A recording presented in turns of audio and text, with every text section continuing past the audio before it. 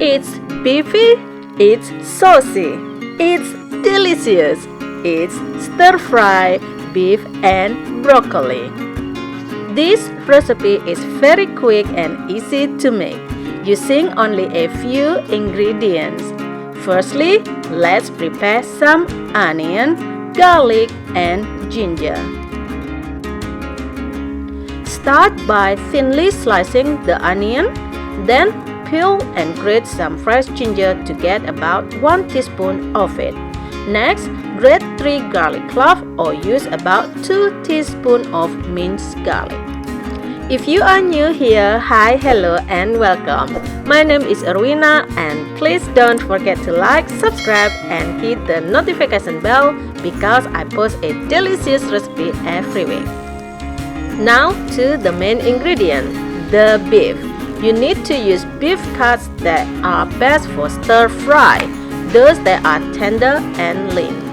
I use Sirloin Tip Steak, which is also great for fajitas, but you can use flank or top round steak. Next, season the sliced beef with 1 teaspoon of soy sauce, 1 teaspoon sesame oil, 1 teaspoon sugar, 2 teaspoon cornstarch, and 1/4 teaspoon baking soda.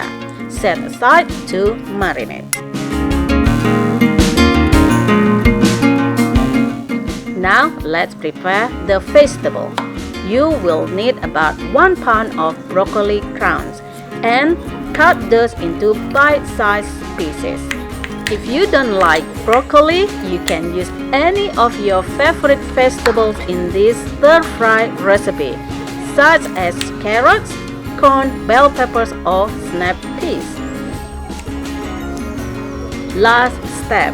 To make the best stir-fry sauce, you will need 1 tablespoon soy sauce, 1 tablespoon Chinese one, rice one, or dry sherry, 2 teaspoons sugar, black pepper, and 1 tablespoon oyster sauce. Mix it well and set aside. Place a large wok or skillet over high heat and add 1 to 2 tablespoons oil. Add the onion, garlic, and ginger we prepared earlier. Cook for about a minute or two and then add the beef in a single layer and saute for about 2 minutes per side, or just until the beef browns and is cooked through. Add the sauce and reduce the heat to medium or low and simmer for about 2 minutes. The sauce will thicken. Add the broccoli and stir to combine, cooking for another 1 to 2 minutes until the broccoli is bright green and crisp, tender, or your desired doneness.